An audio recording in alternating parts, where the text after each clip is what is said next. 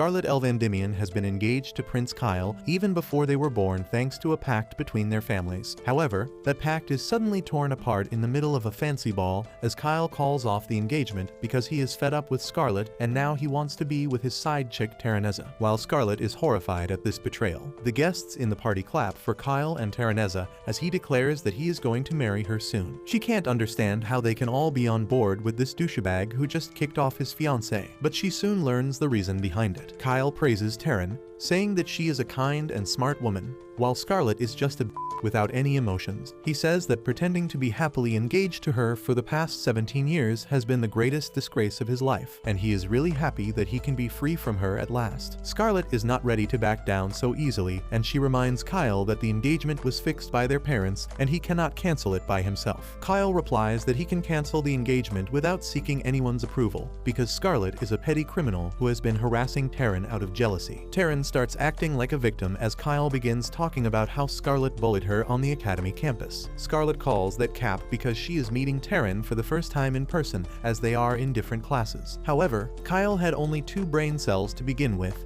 and he has lost them after falling in love with Terran. He thinks that Scarlet is trying to insult his new fiancée by pointing out that she is in the elite class while Terran is from the normal class. He says that Terran has told him about all the times Scarlet bullied her, including locking her in the toilet and pushing her down the stairs. He calls her a cruel villainess, and Scarlet decides that she has enough of this man-child insulting her. She tells Kyle that she doesn't even care about the accusations anymore, and she is going to accept the nullification of the engagement too. However, she asks Kyle for one final thing before they end their relationship for good. The prince is not willing to give her even that, but Terran is confident of her victory, and she tells him to hear out the pitiful woman so that she has no regrets. Kyle starts simping for her kindness and then asks Scarlet what does she want. She slowly walks towards them and makes a tight fist, telling Kyle that her final wish is to punch the bitch in the face. Kyle is taken aback by her statement and asks her if she has lost her mind, but instead of answering him, Scarlet throws a punch at Terran's face with the most graceful form that even Muhammad Ali would approve of. However, behind this single punch is a long-ass backstory, and for better or for worse, we need to sit through all of it to see the payoff. Ever since Scarlet was little, she really liked hitting people, and every other week she would pummel some unfortunate soul senseless with her fists. Her brother Leonardo always lectured her about her violent tendencies, but Scarlet told him that she was doing this for the greater good. While Leonardo knew that Scarlet saved a commoner from a noble brat this time, he couldn't forget how she looked with blood all over her. He told her that she was going to be a part of the noble society at a ceremony soon, and she should stop punching people and behave like a lady. That would prove to be the greatest challenge for Scarlet as she met the insufferable Kyle for the first time in the ceremony. He told her that she would be his servant from that day onwards, and Scarlet used all her willpower to stop the urge to punch him in the face, because she knew that he was the second prince of this country as well as her fiancé. That was only the beginning of her suffering as Kyle continued to bully her and play pranks on her, while her hands were tied by their family situation. Even her father could not help her because they were dealing with the royal family, so Scarlet endured the torture for many years. Eventually, she turned 15 and entered the National Academy with top grades and quickly earned a lot of fans. Unfortunately, Kyle was there too, and he publicly declared that she would serve him as his slave even in the academy. However, Scarlet had become immune to his bullying and tantrums by now, so she kept a poker face while dealing with him. A few days later, Kyle stormed into her classroom in a really foul mood and started abusing her while telling her to buy him lunch. Scarlet apologized and told him that she would do so immediately, but the asshole was not satisfied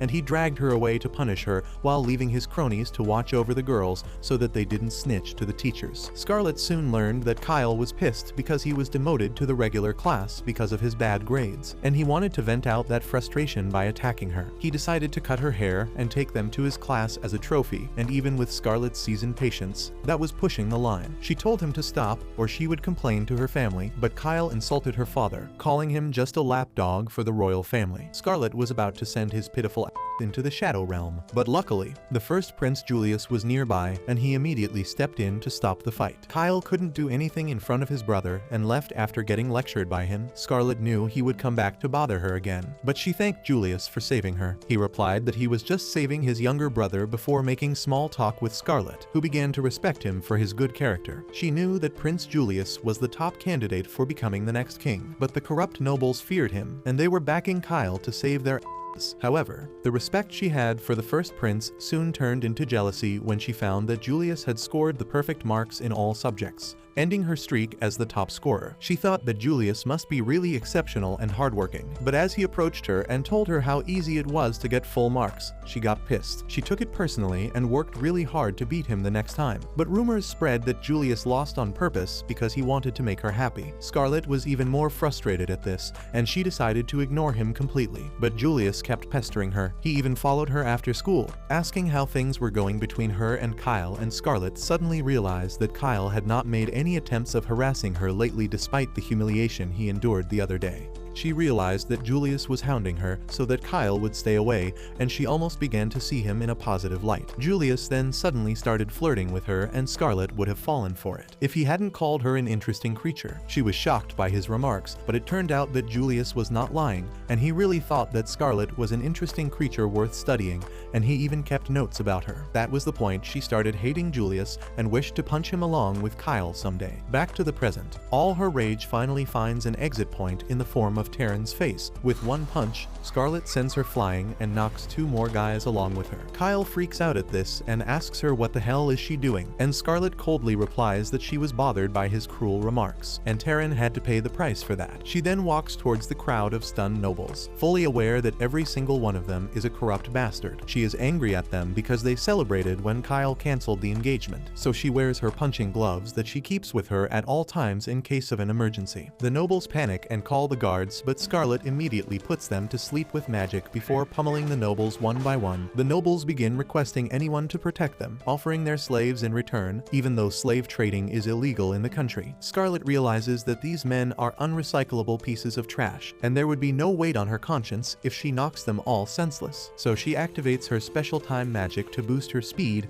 and begins her rampage with her fists that are rated E for everyone. Soon, all the nobles are on the ground. Kyle is the last one remaining, and he has already pissed his pants after seeing Scarlet's true form. She tells him that it is his turn now, and just as she is about to punch him, her brother Leonardo comes there to stop her. However, he is too late and Scarlet punches Kyle into a wall, feeling really refreshed. While Leonardo is horrified on seeing the nobles scattered on the ground, Julius is really amused. Scarlet is almost tempted to smack him in the face too, but she decides not to go so far right now. She goes over to Julius and Leonardo to greet them, and they ask her what was the reason behind her violent outburst. At first, Scarlet talks like ChatGPT, saying that they did unspeakable crimes and then started justifying themselves, so she punished them on the spot. But when Julius asks her to give him the exact details, she replies that they pissed her off, so she knocked them out. Leonardo gets a mini heart attack on hearing this, but Julius starts laughing, saying that he wishes someone invented cameras already because he really wanted to see how Scarlet beat all the nobles. He says she should have waited for him to come here to start her slugfest, but Scarlet tells him that it is an unreasonable request. Meanwhile, her brother starts to spiral out of control, thinking about the consequences, but Julius assures him that he will take care of things here. Scarlet suddenly starts feeling dizzy and falls to the ground, with Julius catching her head just before she hits the ground. Scarlet wakes up 3 days later, hearing the sound of bells in her head. As she slowly comes to her senses, she realizes that she used too much of the power that Cronoa, the god of time, has blessed her with. However, the moment she opens her eyes, she finds a maid on top of her, pointing a knife at her. Scarlet calmly asks the maid who is she, but she yells at her to die and tries to stab her. However, she cannot beat Scarlet's reaction time and gets punched into a wall instantly. Leonardo comes running on hearing a loud sound from his sister's room, and he is aghast on seeing that the first thing she did after returning to her senses was punching someone. Anyway, he tells her how worried he was about her. When Julius enters the room, once Scarlet freshens up, Julius informs her that her engagement with Kyle has been officially cancelled with the permission of their families. Kyle has been kicked out from the royal family's inheritance for shielding nobles involved in slave trading, and all the nobles at the party have been arrested as well. Scarlet is pleased to hear that and asks Julius if she will also be punished. He tells her that she is too important for the royal family to be punished, but till this matter dies down, she is going to have a hard time finding a man ready to marry her. However, he also has good news for her. Julius tells Scarlet that her recent act has become a famous story all over the kingdom, and people are talking about her like she is Batman. They call her the blood-stained lady,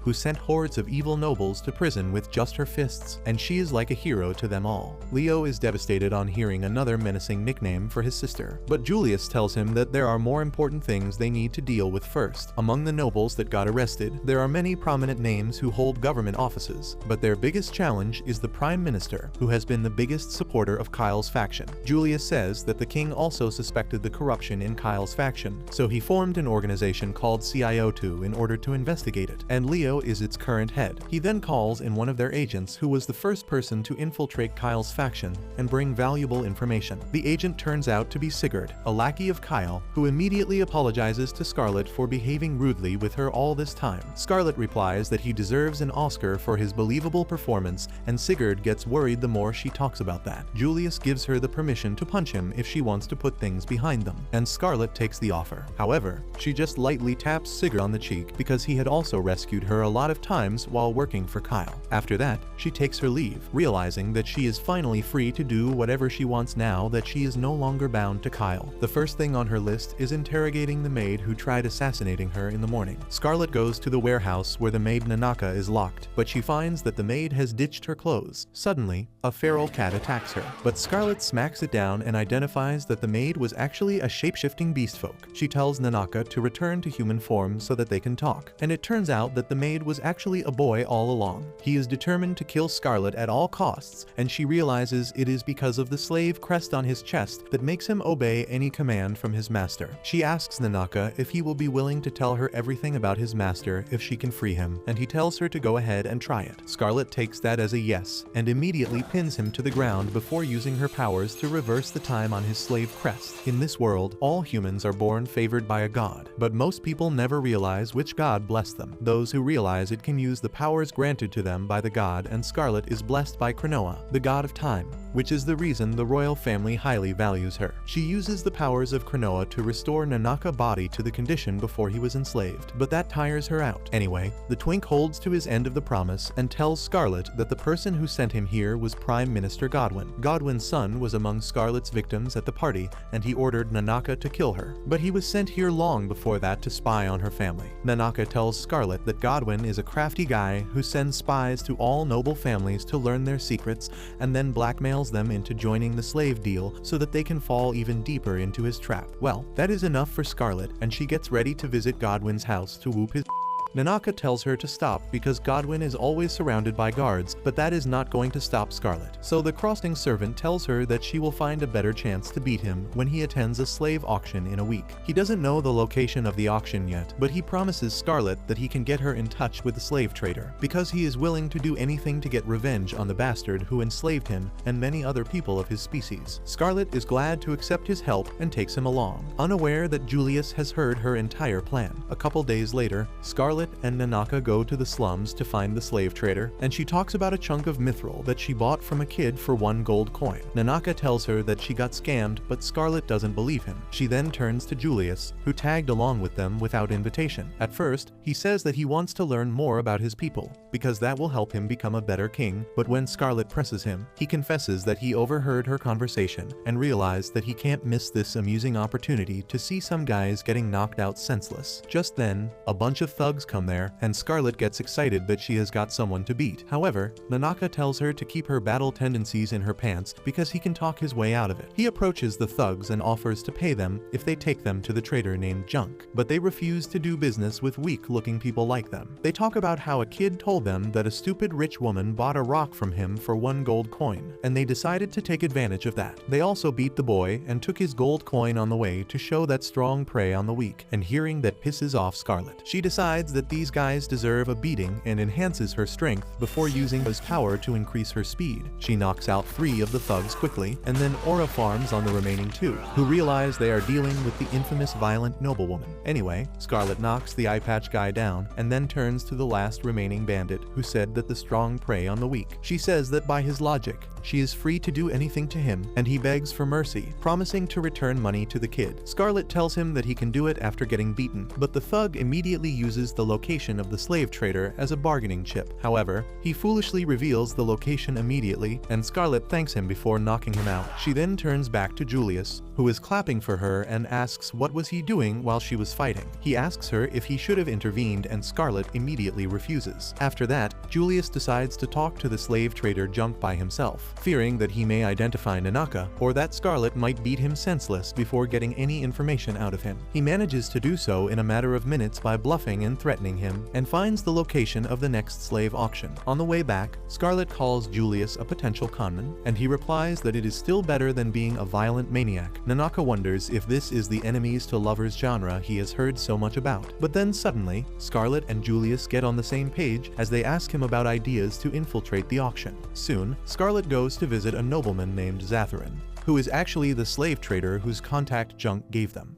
Zatharin is really happy to see a new customer in front of him, but he still tells Scarlet that it is not ladylike to go and talk to a lowlife like Junk just to reach him when she could have asked any noble she knew for his address. Scarlet says that it doesn't matter now, and then asks Zatharin about his relationship with Junk. Zah says that they didn't have any business relations, and he just hired Junk to bring him any potentially valuable slaves that end up in the slums. Scarlet asks him what he means by that, and he replies that dwarves, elves, beastmen, and other species fall in the valuable category, and then he points out at Nanaka, saying that the beastman is also a really valuable specimen. As Nanaka gets anxious on hearing this, Scarlet asks Zah how he figured out his servant was a beastman, and he replies that he has enough experience in this line of work. He starts laughing with that, and Scarlet is almost tempted to beat the crap out of him right there. But Nanaka stops her, saying that they need to stick to the plan. Anyway, once the sick bastard stops laughing, he asks Scarlet what kind of slave she wants. She tells him that she has heard about a slave auction going to be held in the capital soon, and she wants to attend that. Zatharin gets serious on hearing that, and says that to join the auction, she needs to get verified. For that, she needs to reveal her status to other people in the auction circle, and buy or sell at least 6 slaves. Scarlet offers him any amount of money he wants, but Zatharin replies that it is not about the money. Instead, he says that if she can give him the beastfolk slave she has, he will take her to the auction as the daughter of a distant relative. Scarlet is really furious on hearing this,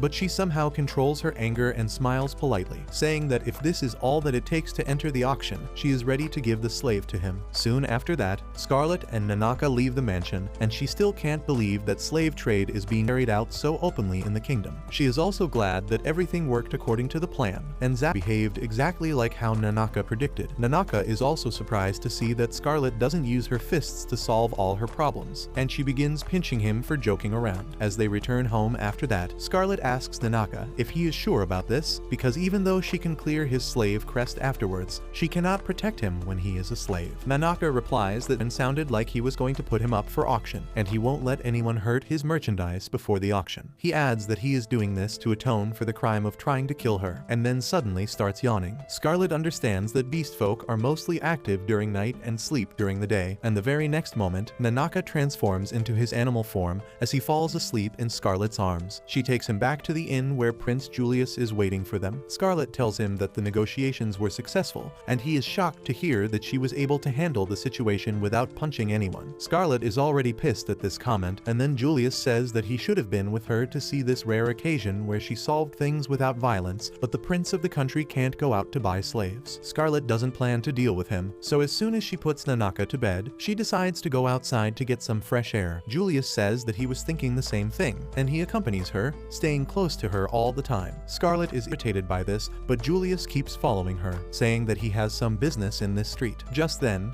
an apple pie merchant calls out to Scarlet, saying that he has an offer for cute girls. He says if she buys an apple pie, he will give her a free apple, and Julius decides to take advantage of the offer and buys 2. Next, a jewelry merchant tries to sell some cheap jewelry to her, and Julius buys that too, but not before haggling. He makes a purchase from a shady fortune teller as well, and Scarlet asks what business does he actually have on this street. Julius replies that he just made that up and calls Scarlet cute for believing such an obvious lie. She is really pissed at him and punches a nearby wall because she can't punch the prince in the face. Julius just chuckles at that and then gives her an apple apple pie that makes Scarlet feel like she is flying to heaven. Julius then apologizes for teasing her, but she replies that he can't win her apology with just an apple pie. However, adding another apple pie to that does the job, and Scarlet quickly forgives him. After that, Scarlet remarks that Julius knows the city's layout very well, and he replies that he used to skip classes regularly to explore the city. He asks how does she feel on seeing the market, and Scarlet remarks that when Kyle used to send her to buy bread for him, she didn't have much time to look around. However, now that she sees it, the market looks like a cheerful place. Julius is glad that she likes it, and he says that every time he came here, he wanted her to see this place. Scarlet wonders if he tagged along just because he wanted to show her around, and thinks that if he had just said it, she would not be as irritated. Suddenly, Julius starts monologuing, saying that he hates being bored. Ever since he was a kid, the only things that caught his interest were ugly and twisted things. He was always surrounded by stupid nobles who wanted to get into his good books, and he had to keep acting in front of them. However, then he saw Scarlet, who was not at all interested in him. On top of that, he saw his younger brother bullying her, so he decided to talk to her. He told her that he could complain to his dad if Kyle was scaring her, but Scarlet just gave him a creepy smile as she said that he just cracked a nice joke. That was the moment she had his undivided attention, and he never stopped finding her interesting. He once again says that he finds most things in the world boring, but he hates being bored. That is why he tries to keep interesting things around him, and right now, there is no one more interesting to him than Scarlet. With that, he suddenly leans in for a kiss to her cheeks, and Scarlet is dumbfounded. Julius says that this is not the traditional romantic love, but he is confident that he likes her, and she is very dear to him. Later that night, as Scarlet sits alone in her room, she still can't believe what just happened. She plops on the bed, wondering if the kiss was another of the prince's tricks to annoy her. The next day, Scarlet goes to meet Zach again and tells him that she will hand over Nanaka to him, but he must honor his promise. He agrees, but before that, he asks Scarlet for proof that the slave is really a beast folk. She asks him if he doesn't trust her, and he replies that it is just his policy to confirm the goods before accepting them. Scarlet orders Nanaka to transform, and he immediately turns into a cat or dog or whatever that creature is. Zatharin is delighted to see that, and just then, a big scary man with fangs growing out of his lower jaw enters the room. He stares at Scarlet and asks Zatharin if she is the slave they are taking in today. Zat tells the slave named Donovan that Scarlet is their customer and the beast folk with her is the slave. Nanaka clearly is not pleased to see him, and Scarlet also realizes that Donovan is a half-human and half-magic beast, which makes him a lycanthropy. Zat apologizes for his slave's rude behavior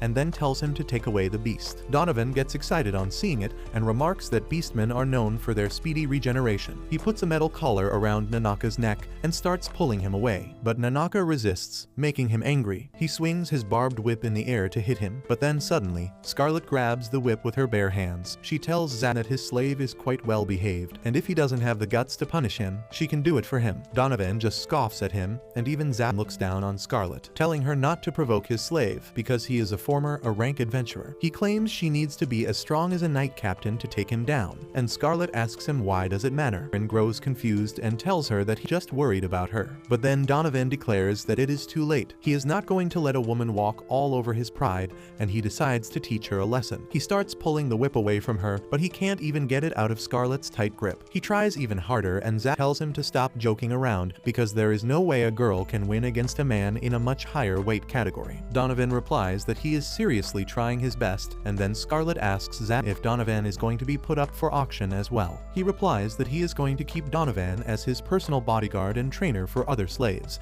and that is good news for Scarlet because she doesn't need to worry too much about him losing value after taking some damage. And then Scarlet suddenly tosses Donovan into the air before punching him into the stratosphere. Zatharin's flappers are gasted on seeing this, but Scarlet doesn't care about him. She turns to Nanaka and removes his collar to see that he is bleeding. She uses her healing magic to treat his wounds and hugs him, telling him that she will be back for him soon, and in the meantime, he should bear with the troubles he faces here. Scarlet turns to the noble about the broken window, and he tells her that she doesn't need to pay for the repairs. He even thanks her for disciplining Donovan because he always fails to do that himself. Once Scarlet returns to her inn, she finds a familiar carriage parked outside the door. Her brother comes out of it, and he is really mad at her. He tells her that she can tell him the full story once they reach the capital, and as Scarlet sees Julius in the carriage, she curses him for being a useless prince who couldn't even stop her brother from finding out about them. Once they reach the capital, Leo starts drinking hard liquor at the tea table, asking both Julius and Scarlet if they have any common sense. He asks how could they risk their lives so casually, but Julius replies that they found the location of the slave auction,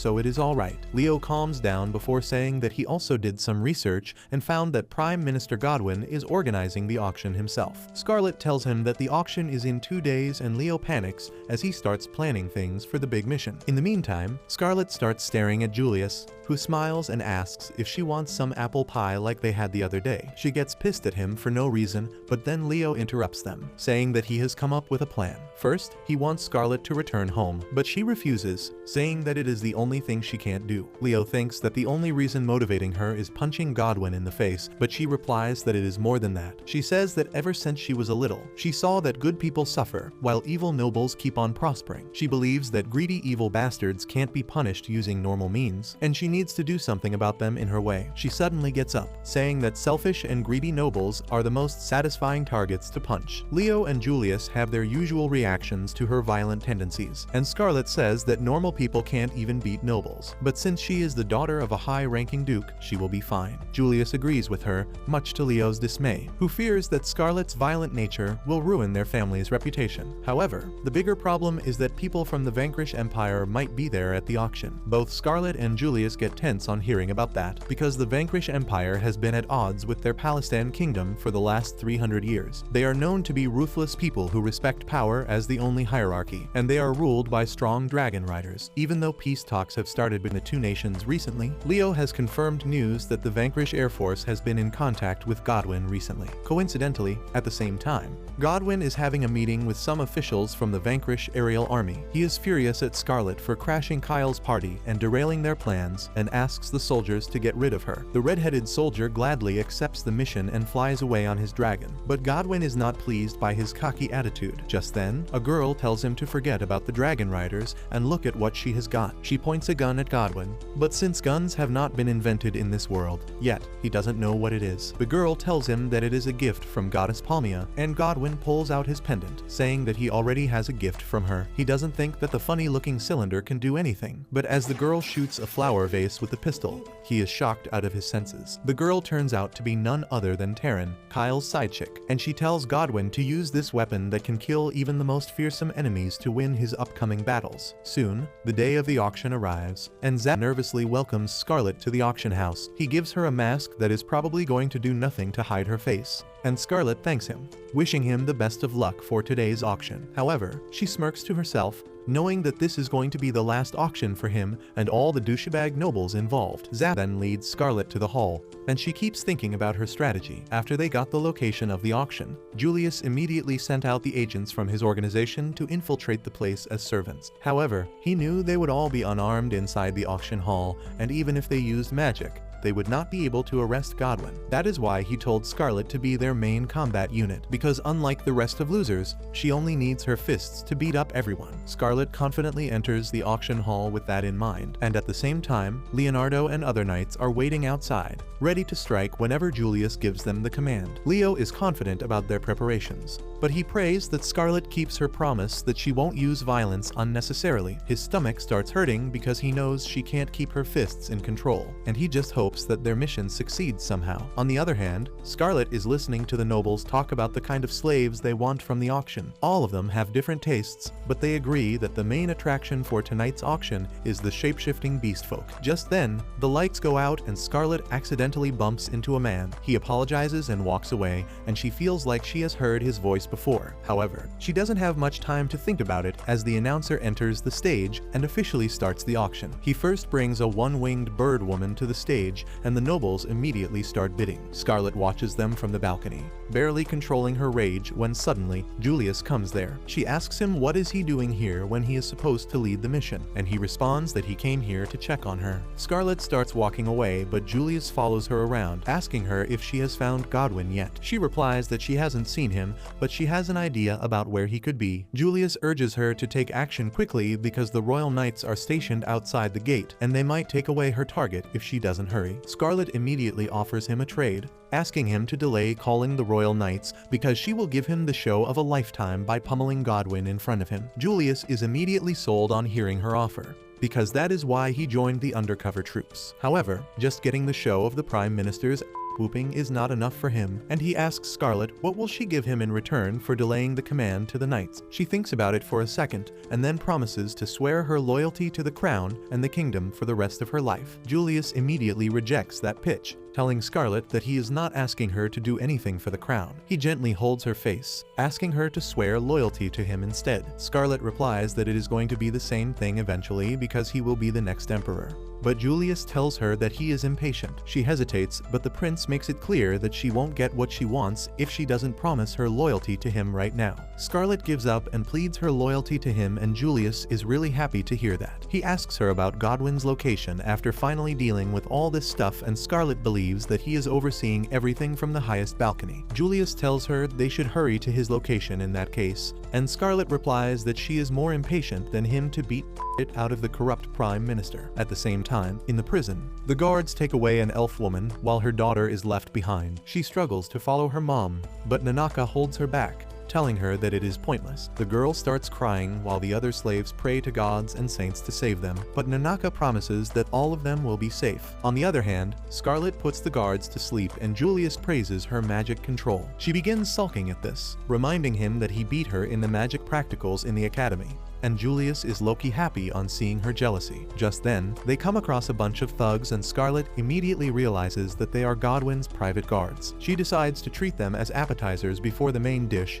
and takes off her gloves to wear her diamond-studded knuckles. She doesn't even use the blessing of Cronoa to increase her speed and whoops the asses off all the thugs, before breaking the door of the room where Godwin is enjoying the show with his closest allies. While everyone is still processing what is going on, Scarlet confidently walks into the room and throws off her mask, telling Godwin that her fists have been itching to meet his face. Godwin is shocked to see her, but his son is furious because he has a score to settle with Scarlet. He casts a lightning spell to attack Scarlet, but Julius uses the royal ring to cancel the spell immediately. Godwin panics on seeing the royal ring that can nullify any spell cast by the people of the Empire, because only the Emperor and Julius can have it. Julius immediately begins look-maxing, and the corrupt noble their pants because they are doomed now. However, they convince each other that the blonde guy in front of them is an imposter, and Godwin decides to deal with him and Scarlet quickly. He commands a special slave to be brought in for that, and Scarlet identifies the ferocious beastman as Donovan, who has simply transformed into his beast mode. Godwin commands Donovan to kill both Scarlet and Julius, but just then, Sigurd arrives there and slashes his hand. Scarlet realizes that the guy she bumped into earlier was Sigurd, who was still acting like Kyle's loyal follower to infiltrate the auction. Godwin is too frustrated now, and he commands everyone to attack the intruders. Sigurd takes charge on the other side and tells Scarlet and Julius to stay behind him. However, Scarlet grabs his collar and pulls him back, telling him that the nobles here are her targets, and he is not going to touch them. The sub gets low-key turned on as Scarlet tells him that he is only permitted to fight Donovan, while she will handle the rest of the scumbags. He immediately accepts her order and lets Scarlet have the time of her life, swinging the nobles around and creating a mini cyclone. No one even dares to get close to her on seeing her menacing smile, but Scarlet comes for all of them one by one, tossing a couple of them out of the balcony in her rampage. Soon after that, Leo rushes inside to check what is going on because he never got the signal from the prince, and he is aghast on seeing the bloody visuals. Scarlet is standing proudly in front of a heap of defeated nobles, and Leo thinks that she has finally become a mass murderer. Scarlet tells him that she held back so no one is actually dead, but just then, they notice Sigurd struggling to fight Donovan. The rest of the guests are running away in panic,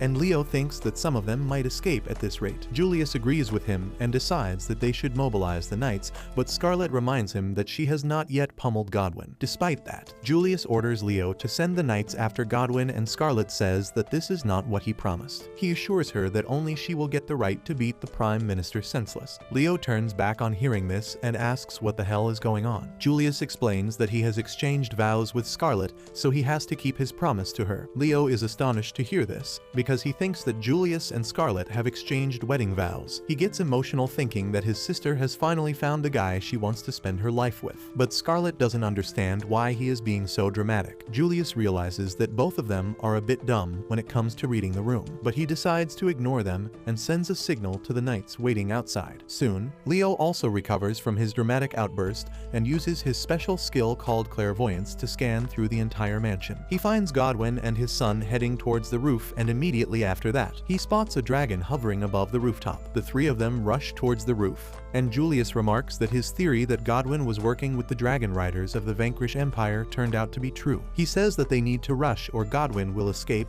but unfortunately, they are in the basement, and there are 5 floors in their way. Scarlet has a way to overcome that difficulty, and she takes off her shoes as she tells Leo to free Nanaka and all other slaves. She then activates the power of acceleration, crossing an entire flight of stairs in one leap. She jumps around the walls before breaking a window, and then leaps up directly to the rooftop. Using a lot of his power at once puts a heavy burden on her body. But the dragon as well as Godwin are in her sight right now, and she doesn't intend to let the old bastard get away. Meanwhile, Godwin and his son reach the dragon rider and begin insulting him. They say that a common soldier like him should get down from the dragon and meet them on equal footing, but the dragon rider is pissed at them. He calls them lowly humans and commands his dragon to deal with them. The dragon swings its heavy to smack away the 2 jerks, but just then, Scarlet descends from the sky like a meteor and blocks the dragon's tail, telling its rider that she can't let him harm her punching bags. She has already squished Godwin's son under her feet and casually tells him that he is next. However, the dragon rider suddenly jumps down,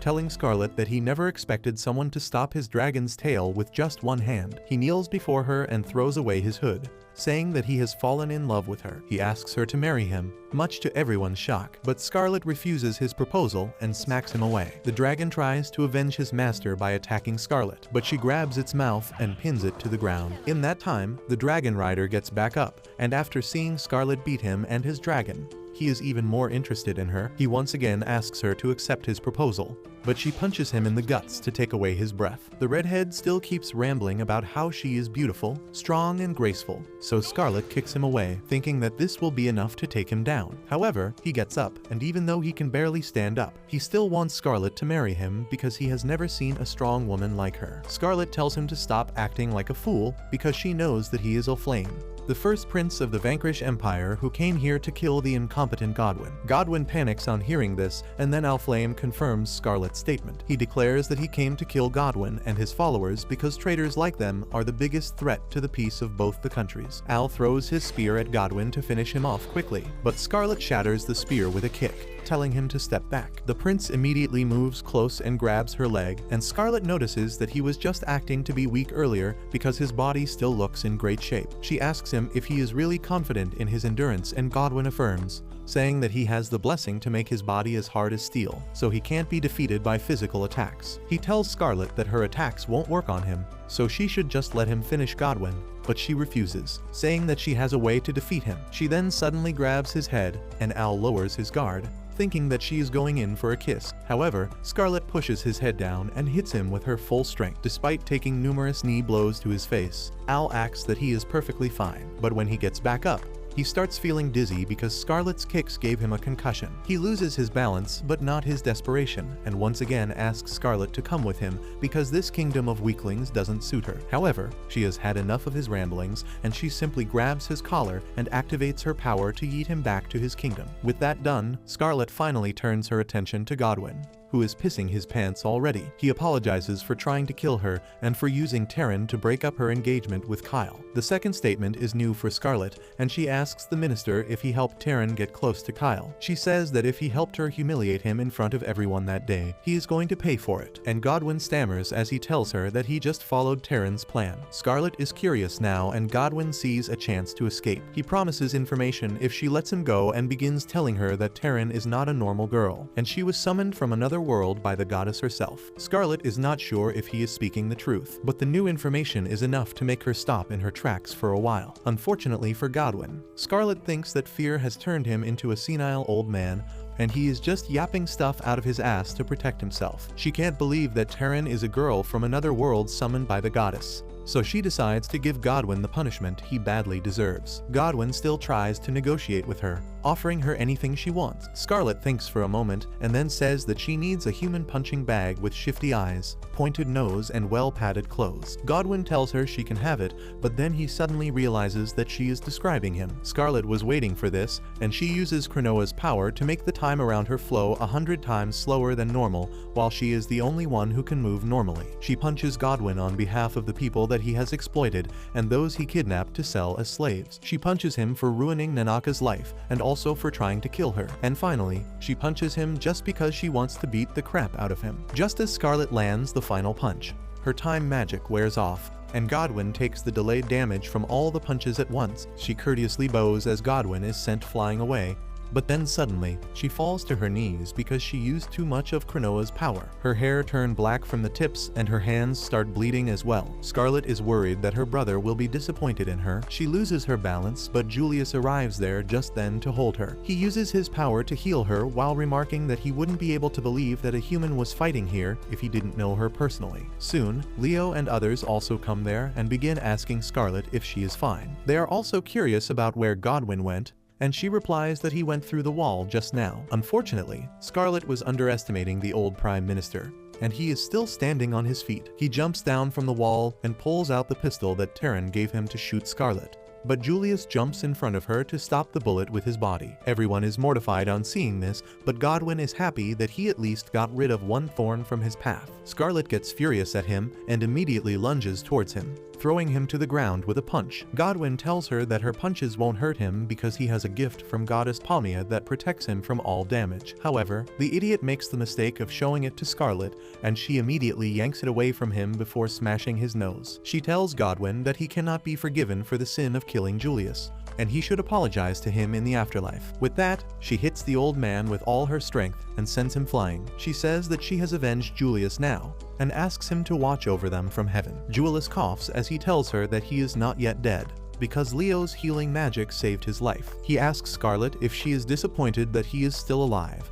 and she replies that she is glad to see that he is fine. Soon after that, all the nobles are arrested and Godwin is still alive despite taking Scarlet's full power punch. Meanwhile, Scarlet is resting in her carriage, satisfied that she got to beat the crap out of her target. At the same time, in the Vanquish Empire, Prince Al is stuck in a tree when his friend arrives there to rescue him. He kicks the tree, making Al fall to the ground, and then supports him as they walk over to his dragon. Al complains that all the bones in his body might be broken, but his friend tells him that his joke is not even funny because he has got the most durable body on the entire planet. The redhead prince reveals that he was yeeted here all the way from another country, and he must have used up all his blessing to stay alive despite that. Soon, they reach the dragon and fly home, and on the way, the blonde asks Al if he got to play with the toy he wanted. Al thinks about Scarlet, saying that he enjoyed playing with her far more than he had expected, and he wants to meet her again soon. Back in the kingdom, the news about Scarlet stopping the slave auction spreads like wildfire,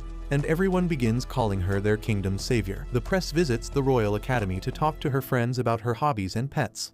And while the girls are wondering if Scarlet would have a cute fluffy cat or an elegant dog, her latest pet is the dragon named Rex that Al left behind. While Scarlet trains the dragon, Nanaka stares at her from afar with jealousy. Just then, her butler arrives there and tells her that he supplied all the merchants in the town with the item she came up with. He is not sure if it will even sell well because it is rather unique, but Scarlet is confident that at least Julius will buy a lot of it. The butler then points out that Nanaka seems to be jealous of her new pet, and Scarlet calls him to come and play with her too. Nanaka happily transforms into a pup and runs towards her, but the maids come there to take him away because they need help to prepare for the guests that will be coming soon. On the other hand, Terran visits the prison, but the guards stop her. She uses her magic to brainwash them, and they allow her to pass through. She starts thinking about how she wants to have the most adorable fairy tale ending to her story. She wants to fall in love with a prince and overcome numerous challenges with him to achieve her happy ending. Everything she is doing is for the happy ending, and even now, she visits Godwin for the same. He is happy to see her and asks her to free him because he will do everything in his power to serve Goddess Palmia. Terran replies that she is grateful to him for suppressing other religions of the region to make Palmianism the major religion of the country. Godwin says that he can do even more if he is freed, but Terran says that she has a gift for him from Goddess Palmia. She uses her power to brainwash him too, and then leaves a bottle of poison on the floor. Godwin, now completely under her control, drinks the poison and Terran walks away, thanking him for playing his role in her story, but she no longer needs him. The news of Godwin's death reaches Julius and others, but he finds it hard to believe that a resilient man like him would kill himself. Leo finds it suspicious as well because they have found nothing about Terran, even though she is a major collaborator as per Scarlet's reports. Just then, Nanaka comes there with some old files that Leo requested. As they go through the files, Julius gets curious about the girl named Terran who was able to control even the Prime Minister. He suddenly finds a note on the religion communism, and Nanaka turns around on hearing that. Julius explains to him that there are different religions in the kingdom and communism is one of the major ones. Leo adds further detail, saying that it rose to popularity just recently and has even been made the official religion of the kingdom. It worships Pomona, the goddess of beauty and love, and it is led by a pompous merchant who is an outright greedy person. Nanaka gets how it would be connected to Godwin, because he was the kind of guy to make a deal with every corrupt person he found. However, Sigurd brings the topic of the other big religion that has existed since the beginning of the kingdom's foundation. It is the religion of Dianism that worships Saintess Diana, who was a girl with the power of exorcism. Leo says that even though it is not the state religion, most people believe in Dianism. And if you ask common people, most of them would say that Dianism deserves the title. That reminds Sigurd that they have the official pilgrimage festival of Dianism coming up soon, and Julius leaves it to Leo as well because he doesn't want to deal with it. He suddenly brings up Scarlet and asks Leo how is she doing. Leo replies that she is doing really well, and just yesterday, she went out to hunt food for her dragon. Julius laughs on this and says that she is a truly remarkable and unique woman. He begins thinking how he will never be bored with Scarlet by his side and wonders if he should really ask for her hand in marriage. Leo beams with joy as he tells Julius to stop joking because he has exchanged vows with her already. Nanaka and Sigurd are stunned to hear this, and Leo tells them that Julius and Scarlet have promised their life to each other, but it is a top secret right now. He keeps gloating about how lucky his sister is, and Julius hopes that he will realize the truth one day by himself. In the meantime, he decides to pay a visit to his beloved. A few days later, Scarlet has completely tamed the dragon, and she perfectly rides on its back. Her friends from the academy visit her house, and just as they are at the gate, they see the dragon flying towards them. They don't see Scarlet riding it and don't even wait for the butler to explain that the dragon is not a threat. They immediately attack it, and Scarlet somehow remains unharmed despite getting hit. Later, as they have tea, she learns that her friends thought that the dragon was an enemy. They proudly tell her that they obviously thought that because the enemy kingdom soldiers ride dragons, and they wanted to take one down just as they saw it. Scarlet is low-key pleased that they are still the same as before because she has not met them in a long time. The girls start bickering about how they were the boss in the girls' dorm without Scarlet being there. After that, they tell Scarlet to get healthy soon and return to the academy, because it is almost time for graduation, and they don't want to graduate without her. The purple-haired girl says that she wants to graduate quickly and get married to a good man. Scarlet has heard that the girl has already many suitors, but she replies that none of them are serious. She wants a man who is willing to risk her life for her, and though Scarlet is happy to hear about her dreams, it reminds her of how Julius risked his life to save her. She is not sure how she feels about that. But then her friends ask her if she has any plans for marriage. Scarlet doesn't have an answer for that question, but she is saved from answering it as Nanaka enters her room. She tells him that she is busy right now and will play with him later. But Nanaka tells her that he is not here to play. He is here with a guest, and the guest turns out to be none other than Julius. The girls are shocked to see him here, and as he greets them, they get on their feet and nervously greet him. Julius asks if he is disturbing them, and while Scarlet says that he is interrupting her tea time with her friends, but the girls are more than happy to give up that tea time for the company of the prince. He asks them if he can borrow Scarlet for a moment, and Scarlet doesn't like the way he phrased it. Julius, unbothered by her reaction, moves towards her and takes her hand, telling her that he wants to discuss something privately. The girls start drooling on seeing this scene, and they tell Julius to borrow her for as long as he likes. Scarlet feels as betrayed as Caesar felt when Brutus stabbed him. With that, Julius leads Scarlet outside and asks if she has heard that Godwin died while under arrest. She affirms, and then Julius adds that he investigated Terran as per her reports, but Kyle knew nothing about her. They don't have any leads about her, so the investigation is completely halted. Scarlet finally understands why he wanted to talk in private, because they couldn't have discussed it in front of her friends. Julius notices her reaction and asks if she wanted to talk about something else instead. Scarlet replies that there is nothing she wants to talk about and asks him if he has something else to add. Julius says that her hair hasn't turned back to normal yet, and she affirms, saying that she plans to visit a hot spring soon to recover mentally and physically. Julius tells her that it is a good idea because she is an indispensable resource to their kingdom, and she should do whatever she needs to stay in best condition. He says he doesn't want to lose her over a small matter, and Scarlet replies that she feels the same way for him. Julius is taken aback by that, and Scarlet tells him never to do something as reckless as sacrificing himself for her. She says that she is happy that the royal family values her blessing so much, but if something happens to the future king because of her, she would never be able to forgive herself. Julius suddenly stops her, asking if he can pick the roses here, and she gives him the permission. Julius starts picking the roses as he reminds Scarlet of the time they went to the market together. He says that long ago, his parents also disguised themselves as commoners to enjoy the market, and Scarlet is surprised to hear that because they look like really serious people. Julius says that they are only serious and strict on the outside, but they are really romantic in private. He tells her that his father, the king, gave his mother thousands of gifts to win over her attention, but she only got bored with them. However, he gave her one gift that made her heart swoon, and she said yes to marry him. The gift was a crown of rose flowers he made with his own hands, and now Julius does the same. He puts the rose crown on Scarlet's head, telling her that he needs her. He tells her that with her, his world is colorful and full of wonderful things, but without her, it is gray and bland. He then gently holds her face, saying that she has stolen his heart, and Scarlet's heart skips a beat. She becomes weak in her knees as Julius gets close and asks her to stay with him forever. Scarlet is inclined to say yes, but then Julius calls her his most beloved toy, and her mood worsens. She asks if he really put love in making this rose crown, and he affirms, saying that he put his love for his most amusing toy in it. Scarlet is pissed now, but Julius walks away without a care, saying that he didn't realize she was as fascinated by romantic fantasies just like other girls of her age. He says that he almost forgot she was a human after seeing her pummel nobles left and right, and he couldn't have guessed that she wanted a romantic confession. Scarlet doesn't give him a reply, but instead wears her knuckled gloves, asking Julius if she has his permission to clobber him. A few days later, Scarlet enjoys the cool night breeze as she wonders about the resolution of the previous case. She thinks that the disappearance of Taryn and Godwin's death is a sign of bad things that are going to happen soon.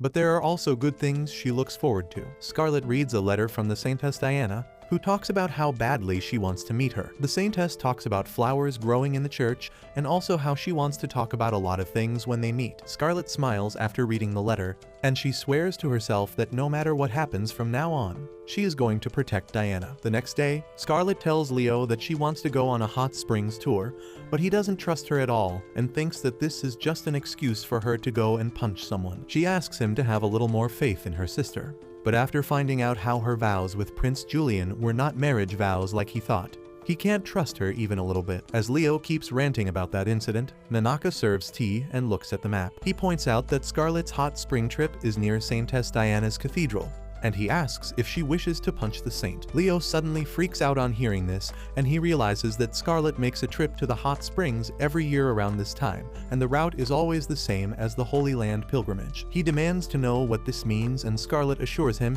that she respects the saintess who is honored and valued by the entire kingdom, and she will never hurt her. One look at Scarlet's eyes tells Leo that she is serious, and he decides to give her the permission for her hot spring tour. Scarlet thanks him and says that she will immediately head out, much to their surprise. However, there is a surprise waiting for her too. As she reaches the gate of her mansion, she finds Julius waiting for her with a carriage. Scarlet is low-key pissed at this, but she has no means to push Julius away from her. They board the carriage, and Julius starts laughing when he hears that Leo thought she was going to punch the saint. Scarlet is pissed at this and says that maybe she should have just told her brother that she was accompanying the crown prince on an inspection of the Holy Land pilgrimage route. However, Julius feels that they should hide it for longer because then Leo will give the most amusing reaction. Julius then moves on to a serious discussion about the aftermath of Godwin's death. He talks about how the neighboring countries have started acting suspiciously ever since that incident. Even within their kingdom, things are still not stable after they got rid of all the corrupt nobles. Julius tells Scarlet that there might be spies among them, so they can't trust anyone fully. He suddenly clasps her face, saying that they shouldn't tell Leo about all matters either, and Scarlet is shaken by this. However, Julius suddenly turns her face towards the window, telling her that they have reached their destination. They see the giant walls surrounding the city, which houses the headquarters of both the major religions. Scarlet says it is a bit too extra, and Julius agrees. He talks about how the Pope of Pomenianism said the wall was necessary to protect the holy city from the filth of the outside, but he is pretty sure that the Pope just wanted to hide the corruption going on behind the walls. Scarlet has only heard the name of Pope Sargon, who leads the Pomenianism religion. Julius tells her that the people who have known him since the early days, when he was just a merchant, call him the scheming social climber. Scarlet's eyes start glistening on hearing this, and the prince realizes that she wants to pummel Sargon already. Suddenly, their carriage comes to an abrupt stop, and when Julius asks the driver what is going on, he reveals that the gate to the city was closed just as he was about to cross it. The driver asks a guard why was the gate closed, and he replies that Pope Sargon has issued an order that no one can enter the city without permission from the emperor himself. Julius is pissed at this because he knows that Sargon is doing this to prevent the holy pilgrimage of the believers of Dianism. He steps out and says that the emperor is currently meeting the rulers of other countries, and Sargon must know this already. Julius says that if Sargon passed an order like this despite knowing that the emperor is not even in the country, he must be doing it out of a childish fit. While the guard can't say anything to the prince, an ugly fat bastard comes there, and he is furious that the prince is trying to insult their pope. He introduces himself as Jarmoth the Ogre, the Inquisitor of Pomenianism, and says no one can insult the head of their religion. Scarlet immediately begins thinking how satisfying it would be to punch that fat bastard,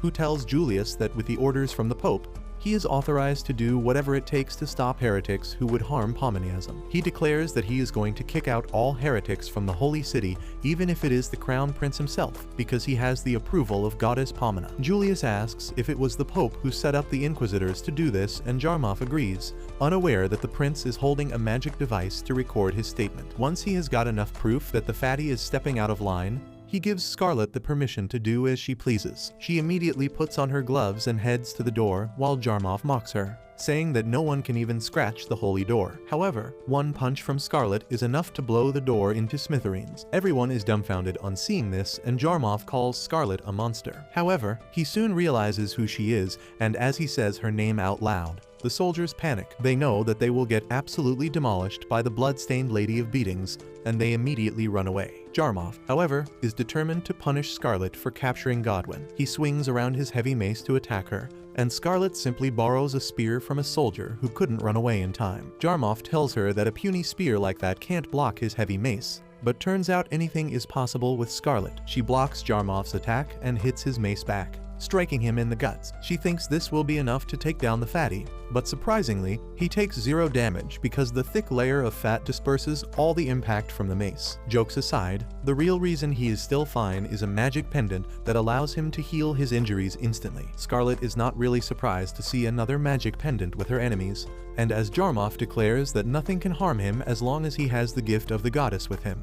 But Scarlet dashes towards him and sends him to outer space faster than Elon Musk's rocket. She is pleased by her actions, and just then, some people from the Church of Dianism come there. They are led by a paladin named Pargadas, who is glad to see Scarlet. He apologizes for not coming to receive her and Julius earlier, because his knights were busy handling riots in different parts of the city that were started by followers of Pomea. Scarlet thinks that they must be scared of the unified power of the followers of Diana as the time of the holy pilgrimage comes near. But Julius thinks they might have another motive. Just then, another holy knight comes there, and Pargaras is pissed to see him because he was missing while the other knights were busy handling the riots. The knight, however, doesn't pay him any attention and goes straight towards Scarlet, saying that he has seen 10 on 10 baddies in his life, but this is the first time he is seeing an 11. Julius steps in between them, and the knight casually asks if he is the prince. Pargaras goes mad on seeing him behaving so rudely, and he chases after the knight till he forces him into submission. After that, the knight introduces himself as Dios, the head knight of the Holy Order. Julius greets him politely, but Scarlet can tell that he is already having a hard time dealing with someone as free-spirited as Dios. She greets Dios next,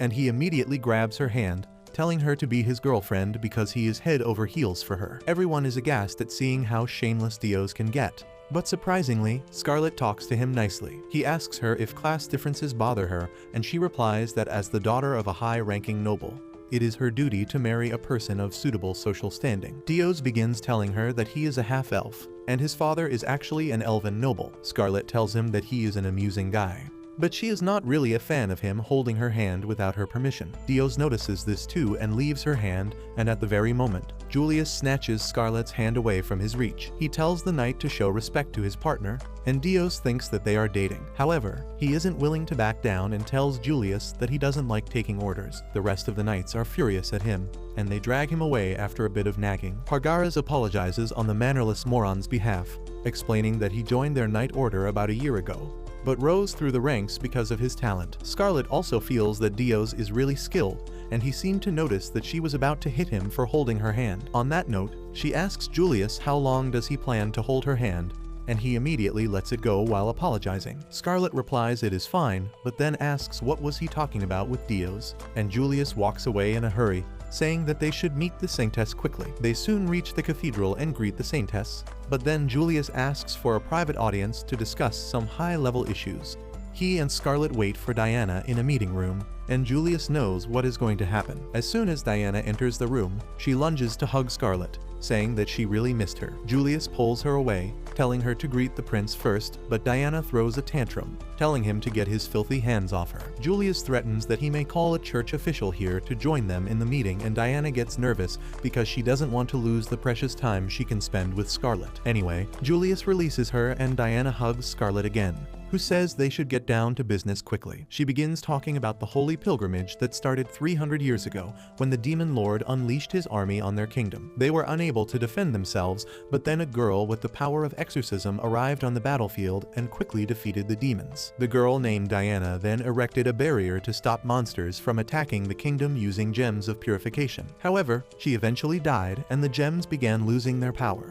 Surprisingly, another girl named Diana appeared out of nowhere within a few years, and she used her power to purify the gems and reform the barrier. The king decided to honor them and built a church in their name, and soon, the people began worshipping the girls as Saintess Diana. After that, whenever the barrier got weak, a new Saintess Diana awakened her powers to restore it. That brings them to the current Diana, who loves to be spoiled by Scarlet, and Julius is not really happy about how she behaves like a kid all the time. He tells her that they need to be extra careful about the holy pilgrimage this time because the followers of Pomona can create problems for them. Diana doesn't like the idea of the pilgrimage parade because she has to stand up all day during it, but Julius tells her to deal with it. He says that they need to show everyone that the Saintess is healthy, and this will also keep the Church of Animism in check. He then remarks that Diana has already lost her powers, so she should do at least this much. But Scarlet stops him because he is hurting the girl's feelings. Diana puts on a fake smile as she says that it is alright because Julius is saying the truth. She says that she will prepare for the pilgrimage and leaves the room after confirming that Scarlet will sleep over. Once she leaves, Scarlet tells Julius that he should have been more careful with his words earlier,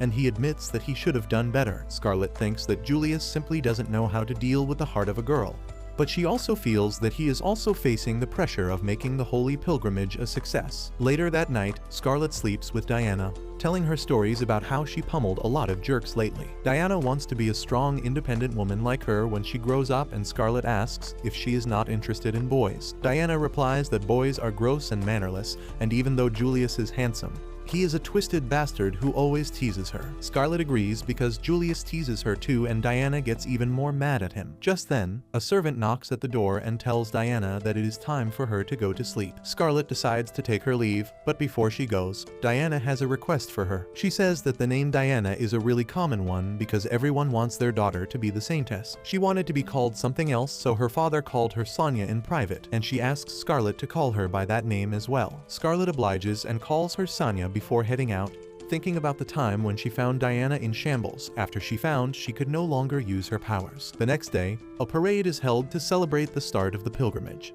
Julius and Scarlet see Diana doing her duties from a distance. Everything is going perfectly well, when suddenly, loud cannon fires begin rattling the place. The public panics and starts running here and there, putting pressure on Diana and her holy knights. Scarlet immediately gets out of the carriage and uses her sharp senses to figure that the sound of cannon fire is coming from the Pomona church. She immediately uses the power of Kronos to rush towards the church, and Julius can only follow her with concern about her actions. Scarlet reaches the church soon, and she finds a nice-looking halberd on a statue of goddess Pomona. She takes a liking to it, so she lands right on top of the statue, destroying it and taking the halberd to pummel the arrogant bastards in the Church of Pomona. She focuses a bit and finds the source of the loud explosions in a building behind the main church. She uses the power of Cronoa to speed up her throw and yeets the halberd high into the air so that it can come crashing down like a meteor on the building. A huge explosion blows up the building as a result, and Scarlet starts tossing up the head of Pomona's statue as she decides to get a closer look at the situation. Inside the building, some high-ranking members of the church are trying to get out of the rubble. They wonder who threw the spear at them that ignited all their gunpowder at once and destroyed their building. Just then, Scarlet comes there and reveals that she threw the spear. The priests don't even take her seriously at first and turn away to get back to their work. In the meantime, Scarlet realizes that despite the explosion that blew up the building, none of the priests are harmed, and that can only mean one thing. However, before she can confirm her theory, one of the priests recognizes her. Everyone starts panicking, but they immediately regain their confidence, thinking that together they can beat even Scarlet. They declare that it is their mission to get rid of the evil in this world, and Scarlet is on the top of their most wanted list. They tell her that the one to pass judgment on her would be the Inquisitor named Catarl the Wise, and an ugly bald old man comes out acting like he is the main character. He tells Scarlet that she will be punished for dumping her garbage in the sacred church, but then he notices the head of their goddess statue in Scarlet's hand. His glasses shatter as he realizes what Scarlet has done, and to punish her, he summons 9 spiked baseball bats. However, before he can even bring out all the bats, Scarlet knocks him out by throwing the statue head at his face. She then walks up to Catarl and plucks out his magic necklace, while he asks her why is she trying to stop them from achieving their grand mission of stopping the pilgrimage of Saintess Diana. All the priests start crying because Scarlet ruined weeks of their hard work, and she simply thanks Catarl for his confession before knocking him out. The rest of the priests declare that they will get their revenge by defeating her, and one of them charges at Scarlet with a knife. She immediately punches him into the pile of rubble, and the rest of the priests decide to gang up on her. However, Scarlet is pleased with that because now she has a chance to hurt them to her heart's content without feeling the slightest bit of guilt about it. Soon after that, the city guards arrive there to see what is happening, but just as they are ready to storm the building, Scarlet comes out, telling them that she took care of all the terrorists inside so they can arrest them safely. She then returns to the city square, where royal healers are treating the injured people on the orders of Prince Julius. Scarlet appreciates the gesture and then finds Diana waving to her excitedly. Suddenly, her chariot breaks and she starts falling to the ground. Scarlet panics and tries to rush towards her, but someone else beats her to that. The one who saved Diana turns out to be Leo, who arrived in the city just then, and Diana is smitten on seeing his intense and caring eyes. The next day, Sigurd reports to Julius that the commotion in the city was handled calmly and the pilgrimage has left the city walls. Sigurd believes that followers of Pomona won't be able to harm the pilgrimage now, but Julius is not so sure. He explains that only high-ranking members of Dianism knew that he and Scarlet were coming to the city to make sure the pilgrimage went smoothly, but the Palmians had a trap ready for them. Sigurd immediately realizes that Julius suspects there is a spy amongst them. Julius confirms his doubts and gives him the mission to infiltrate the Church of Pomona and find out what they are after before the spy does more harm to them. On the other hand, Scarlet is traveling with the pilgrimage and Leo is with her too. He demands to know what was she doing in the Holy City instead of going on her hot spring tour. Scarlet replies that she was on the tour, but then she heard about the injustices the Palmians were doing on the followers of Saintess Diana, so she decided to help them out because she was not far away. Leo doesn't believe even a single thing in her story, but he knows that there is no point in discussing the matter now. Instead, he talks about the testimonies from the priests who were beaten and tied up in the church. They said that a silver-haired female demon beat them half to death, and they don't want to face her again. While Julius couldn't stop laughing on hearing that, Leo was mortified because that meant only one thing. However, Scarlet acts innocent, saying that she never knew demons really existed. She tries to change the topic by offering Leo some cookies, but he is standing on business. Scarlet tells him not to worry because she was called here to assist the pilgrimage. Leo remarks that there was no need for that, and Scarlet replies that only she could help the pilgrimage with what they wanted. Leo now realizes that it has to do with her blessing, and she can't talk about it openly because the king might have sworn her to silence. He decides not to discuss that matter first, but tells Scarlet that no matter how strong she is, there are things she can't handle alone. He holds her hands, telling her to ask for help before she risks her life. Later that night, as Scarlet is peacefully reading a book while Dios causes chaos in front of her, 2 maids come seeking her help. They tell her that Diana has been acting strange ever since yesterday, and Scarlet thinks she must be rattled because her carriage broke and she almost fell to the ground. However, the maids tell her that her actions say otherwise. Scarlet finds the girl giggling and rolling on her bed, and she gets worried about her. She decides to talk to her, and the moment Diana sees her, she begins acting even more frantic. She turns her face away from Scarlet, who covers her with a blanket and asks what is going on. Diana replies that whenever she sees her face, she is reminded of her Prince Charming, and everyone immediately understands what is going on. Scarlet helps Diana calm down and then asks if she really fell in love at first sight with her brother Leo. Diana affirms shyly, and Scarlet suddenly hugs her, saying that she has good taste because Leo is the best man in the world. She wants to set them up together, and for that, she comes up with the perfect plan. A week after that, they arrive at the town of Memphis, which is famous for its hot springs. While everyone is relaxing in the hot springs, Scarlet tells Diana that it is time for them to execute their plan. Diana is shy about it because she thinks that it is too sudden, but Scarlet tells her that she needs to take action if she wants to win Leo's love. The first step for that is getting Diana dressed up as a common girl so that she can ask Leo out on a date. Scarlet tells Diana that if she shows her hidden side to Leo, he will surely be interested in her. The Saintess gets excited on hearing this, and then Scarlet suddenly opens the window because she knew Nanaka was spying on her the entire time. She tells him that since he has heard everything, he should guard Diana and Leo on their date, and he affirms. Diana is shocked to see the puppy speak, and once Scarlet lets him inside the room, both of them start petting it. Scarlet reveals that she knew that Nanaka was following her on her brother's orders right from the moment she left the capital. She then asks Nanaka if he had a dip in the hot waters to relax, and he replies that he doesn't like hot water at all. Scarlet tells him that she will give him a bath later, and Nanaka runs away in embarrassment. Before going, he reveals that Leo has just finished his bath, and they should approach him quickly before he goes to bed. Diana uses this chance to go to Leo's room and nervously asks him if he would like to go on a tour of the city with her. Leo recalls the conversation he had with Scarlet earlier, in which she told him that Diana wants to act like a normal girl and experience the nightlife of the hot spring city. She had asked him not to refuse her request if she asks to tour the city with him, and thinking about that, Leo accepts Diana's offer. Scarlet sees her plan's first step succeed and decides to kick back and enjoy the nightlife of this city herself as well, as she is having fun in the market. Julius comes there, and Scarlet tells him that he came earlier than she expected. She asks what is he doing here when he is supposed to be the busiest person in the kingdom. Julius replies that he wanted to enjoy a quiet night with his favorite plaything, and Scarlet tells him that she is not here to enjoy, but for an important reason. She declares that she is here to observe the adventurers of this place. Julius tells her that while some of the adventurers are nasty people, it is unlikely that she will find someone worthy of being pummeled by her fists here. Just as he says this, they see an adventurer smashing pots of a local business to vent out his frustration because he lost a bet. He doesn't stop even as the merchant begs him to, and Julius tells Scarlet that she has found today's punching bag. He approaches the merchant first, giving him a purse and buying all his items, including the ones that are broken. In exchange, he asks for permission to use the remaining items however they want, and the merchant is grateful for the offer. Julius then tells Scarlet that they have the go-ahead signal now, and she immediately smashes a pot on the head of one of the guys before wearing her knuckles to whoop their On the other hand, Leo gets a chill just as Scarlet enters her devil mode, but his attention is taken away from that when Diana points to a goldfish catching game. She fails to catch anything because she is clumsy, and seeing her pout reminds Leo of a young Scarlet. He holds her hand and helps her catch a goldfish, and Diana is overjoyed. However, when the shopkeeper asks if she wants to take the fish with her,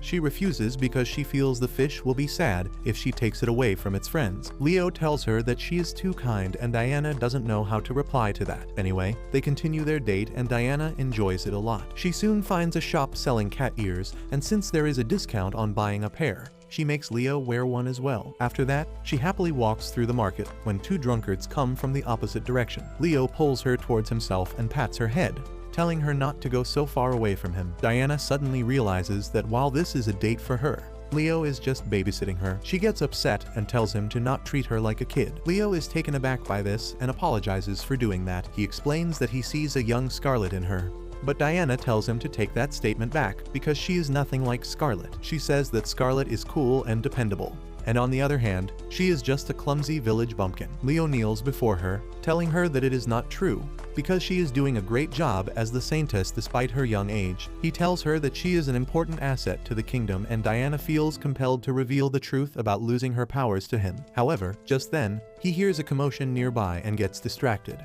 and the very next moment, a knight comes there to inform him about what Scarlet is doing. Leo rushes off to see what Scarlet is doing and tells the knight to escort the saintess to her room. On the other hand, Dios and other knights are also patrolling the market when a merchant offers them some snacks. Dios takes the snacks, but Pargaras takes the plate away from him because they are on duty right now. Dios acts silly and rushes off to a corner saying he wants to check another stall, but he uses the chance to read a secret note he got from the merchant. Meanwhile, in the kingdom of Vanquish, Prince Al is busy training when an inquisitor from the Church of Palmia comes asking for his help regarding an important matter. A few days later, a council of the Palmian Church is called to discuss the recent incidents surrounding the pilgrimage of Saintess Diana. The church officials demand answers from the inquisitors, asking why they failed to stop the pilgrimage when it was the divine mission given to them by goddess Palmia. People start yelling and screaming at each other when Pope Sargon tells everyone to calm down because there is no need to get their panties in a bunch over this matter. He tells them that he has already planted a spy among the followers of Diana, and that will be enough to take them down. However, as the fat, ugly bastard laughs about his evil plan, he doesn't realize that Sigurd has already infiltrated the Palmian Church as a knight, and he heard everything. Meanwhile, the pilgrimage is still in progress, and today, Diana and her followers have to climb uphill to reach one of the purification crystals. Diana runs out of stamina halfway and begins cursing whoever thought it was a good idea to put the purification crystal on top of the hill. Scarlet encourages her to keep pushing forward, but her words don't have as much effect as Leo's, who holds Diana's hand and asks if they should take a break if it is too much for her. Diana turns bright red on hearing this, and in her state of excitement, she tells him that she can climb the hill all day without stopping. The Knights of the Holy Order are behind her, and Pargaras begins scolding them for being so slow when they are supposed to protect the Saintess. Scarlet tells Pargaras to go easy on the Knights because she knows it is not easy to climb uphill in full plate armor while keeping watch at the same time. She calls them all heroes and says that they will surely do everything in their power to save the Saintess when the time comes. The Knights are smitten by her act, and they begin calling her a goddess as they get a boost of energy and start marching ahead at full speed. However, just as they leave, Julius comes there to tease Scarlet about acting like an innocent young lady. He says that she might be a villainess based on how easily she manipulates them, and Scarlet Loki takes that as a compliment. As they start walking ahead, she tells Julius that if he thinks she will always stay a pure-hearted girl, he is wrong. However, he says that no one can believe that the Mad Dog noblewoman ever had a pure heart. Scarlet doesn't take any offense at him using the nickname, and in return, she calls him his royal fineness, which is the nickname all the thirsty bitches in noble parties use for him. Julius is taken aback on learning that Leo told Scarlet that embarrassing nickname, and just then Dios arrives there. He tells Scarlet that she looks really comfortable and cheerful when she is talking with the prince. She doesn't take him seriously and says that he is more athletic than he seems, which makes Dios happy. He boasts about how forests and mountains are basically his backyard because he is a half-elf, and Scarlet tells him that she is mildly impressed by him. Dios throws a tantrum at this and asks how can he impress her more, and at the exact same time, a fly starts bothering her. Julius realizes what is going to happen in the near future, so he goes to Leo and tells him to go on ahead without the three of them. Meanwhile, Dios keeps asking Scarlet for a chance to show off his skibidi riz,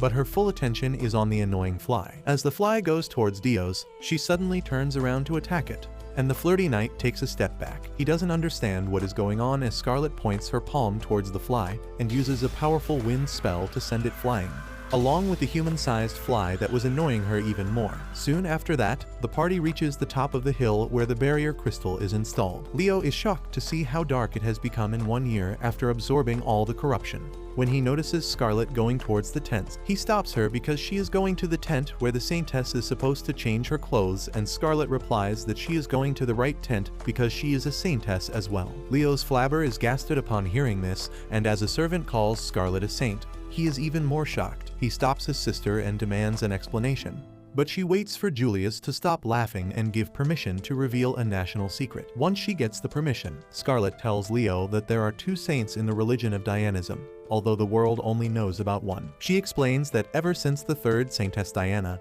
there have been 2 saintesses who work as a team to purify the crystals. One of the saintesses purifies the crystal while the other stabilizes the barrier, But since Diana doesn't have the power to do that now, the responsibility falls on Scarlet. She changes into the clothes of a saint and approaches the purification crystal to use Coronoa's power on it. She turns back time and erases the impurities absorbed by the crystal, leaving everyone awestruck. Julius tells Leo that the power to turn back is the rarest gift one can get from Cronoa, and the royal family wanted to protect Scarlet from any danger. That is why they kept her powers a secret from the world. Leo finally understands why the royal family was so interested in his violent sister, and he believes that it is also the reason why Julius always keeps tagging along with her. After the purification is over, Scarlet starts heading to the changing tent when Diana comes there to tell her how amazing she was. Scarlet notices that something looks odd about her, and Diana reveals that she feels guilty for not being able to do anything. Scarlet gently hugs her, promising that she will do everything to return her power,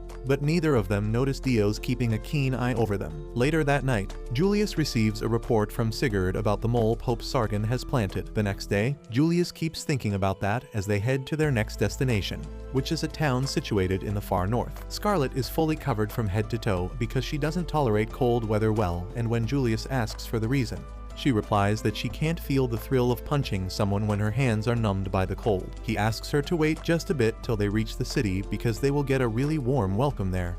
But to their surprise, the streets are empty and people shut their windows as soon as they see the pilgrimage. Scarlet asks Julius if this is the warm welcome he was talking about, and he has no clue about the situation either. Just then, the mayor of the city arrives there and Julius asks him what is going on. The mayor tells Julius that there is a witch in his group who has tricked everyone into thinking that she is a saint. He points at Diana while saying that, and the knights are ready to separate the halfling's head from his body at the very moment. The mayor, however, doubles down and says that the holy pilgrimage is just an excuse for Diana to extort money from the cities she passes through. He refuses to give her anything and Pelgaras calms down to explain that they just ask for a small donation to keep the pilgrimage going on. Leo also joins the conversation, telling the mayor that the amount donated to the pilgrimage comes from the tax money, and it belongs to the country. He tells the halfling that if he tries to stop the progression of the pilgrimage, disaster will befall the country as it has happened in the past. The mayor scoffs at him and says that he doesn't care about what the history says because his town will be safe from everything, because they have achieved the protection of a real saint. He immediately introduces their new saint, who turns out to be none other than Terran. Terran greets Scarlet, saying that it has been a long time since they saw each other, and Scarlet remarks that the last time they saw each other, she broke her ugly nose. Terran's assistant gets mad at this and tells Scarlet that she will pay for messing with him. She doesn't even know who that clown is, and Julius informs her that he is the son of Pope Sargon, but he has a forgettable face, so it is not Scarlet's fault. He tells her that this clown was among the people she beat at Kyle's party, and Scarlet is ready to do it all over again. Terran gets impatient on hearing this, and she sprays a hypnotizing powder in front of her, turning all her guards into simps for her. They are ready to do anything for her, and Julius notices this just as the powder reaches him. He tells everyone not to breathe that powder if they want to have their wits around. Scarlet asks Terran if this is how she controlled Kyle as well, and she affirms. Scarlet says that she always thought even Kyle was not stupid enough to break up with her publicly. But Terran's power explains everything. Terran's Delulu mind thinks that Scarlet still loves Kyle despite breaking up with him, and she starts laughing at her, saying that she deserves it. Scarlet isn't even annoyed by this, and she simply asks Terran if her power works on women. Terran replies that it would be gay if her power would charm women, and that is all Scarlet wanted to know. She wears her knuckles and gets ready to beat the crap out of Terran, who gets scared and orders her men to kill Scarlet immediately. Julius and others rush to her defense, and in the meantime, Scarlet begins casting a spell to cancel the hypnotizing powder. However, the Pope's son uses a spell to silence her and cancel her spell, right before ordering some mages to restrain Scarlet. They cast a spell to tie her in iron chains, and the clown says that after getting beaten by her the last time, he came prepared. Unfortunately for him, Scarlet knew about her weakness much before him, so she is prepared for this situation. The chains restraining her suddenly snap because her earrings are actually a protective magic item. She then dashes forward, knocking out the clown with one punch and bringing down the magic casters along with him. The rest of the guards attack her, but they are no match for Scarlet's raw power and speed. She takes them down effortlessly, and then heads towards Terran, who asks her bodyguard to protect her. The dominating mommy tells her to relax as she pulls out her whip and begins swinging it while introducing herself as a member of the Inquisition. Scarlet easily dodges all of her attacks and then knocks her down with a kick, making Terran fall to the ground in fear. Scarlet then climbs on top of her, saying that she should have completely flattened her face the last time they met. She gets ready to finish what she couldn't that time, but her punch is blocked by a barrier. Scarlet is shocked to see the barrier that is exactly like the one Diana could create before her powers vanished, as she is wondering what is happening here. She hears Diana's scream and finds Dios holding her hostage. Palgaras asks him what the hell is he doing, and Dios replies that he wanted to stay out of this matter, but he can't allow Terran to be harmed. He points his knife at Diana, revealing that he is actually a spy of the Palmian Church, and on top of that, he is one of their inquisitors. Everyone starts calling him a traitor, but Dios is not bothered by that. He offers to trade hostages to end the matter peacefully, and Palgaras replies that they don't make trades with terrorists. However, as Dios touches his blade to Diana's neck, Leo panics and agrees for the trade-off. Scarlet immediately gets away from Terran and Dios lets Diana go, saying that they all win in this situation. Leo immediately rushes to hug Diana, telling her that she is safe now. Once she is safe, Terran mocks Scarlet for failing to hit her this time, and then summons a storm to disappear from the place alongside Dios. Scarlet runs out of energy as soon as her enemy is gone, and she falls on her knees. Julius rushes to her side and Scarlet collapses into his arms after using too much energy. He asks her to rest well because he will handle things now, but she asks him to leave the final blow for her. In her dreams, Scarlet finds herself walking on clouds. She wonders where she is when Cronoa, the god of time, calls her. Scarlet bows to thank him for blessing her, and he is surprised because he has only seen her beat people whenever he looks down at Earth. However, her desire to fight for the greater good is the reason he has summoned her. Cronoa orders Scarlet to help Diana recover her powers that were stolen by goddess Palmia and her high priestess. He then starts the story in detail, revealing that Palmia stole Diana's powers because she is in love with him. Scarlet is shocked to hear this, but Cronoa tells her that Palmia has always been a jealous woman and she doesn't like it when he gives his blessings to humans. She was really pissed when he blessed Diana and Scarlet, so she wanted to take away their power. However, gods are not allowed to interfere directly with the mortal realm, so she created a replica of herself using her hair so that she could not only use her blessings, but also carry out her authority as a goddess on Earth. However, she could only create a hollow body, and to fill it with a soul, she picked a girl from the modern world. That is how Terran was born, and now she acts as the direct representative of Palmia in the mortal realm. Her goal is to destroy the lives of Scarlet and Diana, because they have received Cronoa's blessings and Palmia doesn't care even if it destroys the entire kingdom. Scarlet is furious on hearing this, and remarks that the goddess sounds like a total bitch, and Kronos can only agree with her. He sends out a glowing orb towards Scarlet, and as she grabs it, it turns into a pocket watch. Kronos tells her that if she swings this pocket watch in front of Terran, she can extract Diana's power from her body. He then gives her another gift, removing the black coloration from her hair and boosting her powers to the limit. He asks Scarlet if she would like to test it out now, and for that, he summons punching bags with faces of the corrupt nobles. Scarlet is glad to use her improved abilities to demolish the punching bags, but she is more excited thinking about using this power in real life. But that's where this video ends. Remember to like and subscribe to the channel. Thanks for watching, and I'll see you next time.